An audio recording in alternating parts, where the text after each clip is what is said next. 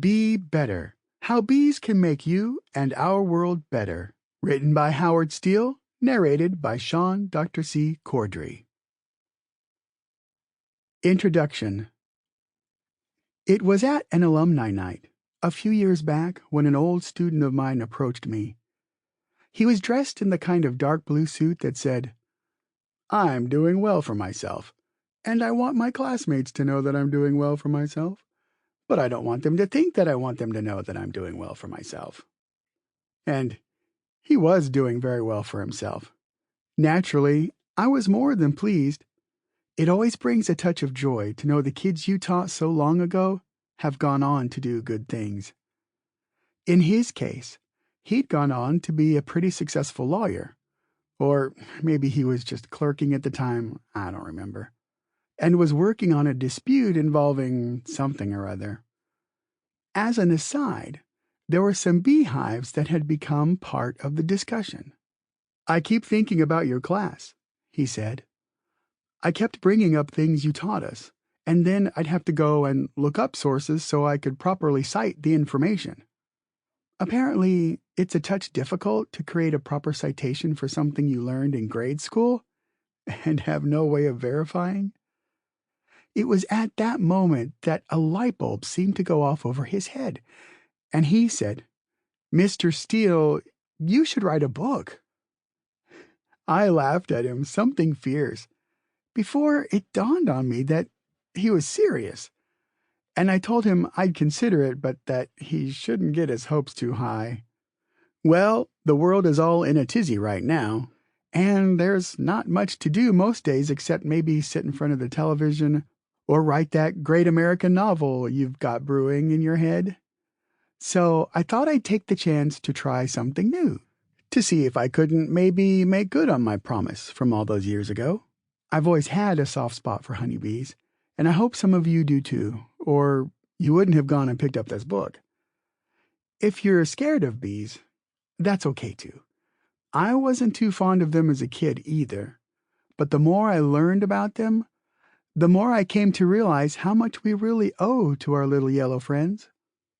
Whether you know a lot about bees and are just looking for something to cite, or you know next to nothing and you're hoping to change that, welcome, friend. This book is a lifetime in the making. I only hope I do it a little bit of justice.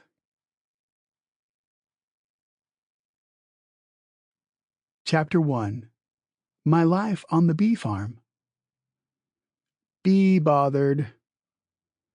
The first time I was stung, I was out getting burgers with my best friend and his mother.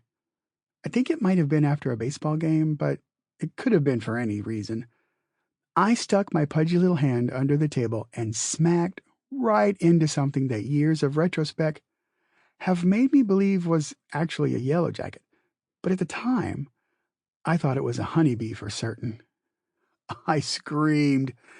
My friend screamed. My friend's mom screamed. I wasn't a very brave kid, and I certainly wasn't one to handle pain well, especially when I wasn't even sure exactly what was going on. My friend's mom was scared half to death. We rushed straight to the hospital so fast that I swear the wheels of her truck never touched the pavement. The doctors there took care of me with the urgency of a much more serious ailment, and after a half-dozen treatments, ices, creams, and salves, I was left with a very tender palm and a terrible fear of buzzing insects. For most people, the desire to avoid interacting with things that can cause you pain is generally considered a good thing. But I had the misfortune, or perhaps the eventual fortune, of growing up on an apiary, or, as they're more commonly known, a bee farm. Getting from A to B. The sting happened when I was probably around 5, so it wasn't as though I was immediately forced to face my fears. Little kids and beehives don't always mix, and it would be several years before I was forced to work with the little buggers. Still, they made their presence very well known, even from the start. At age 8, my Sample complete. Ready to continue?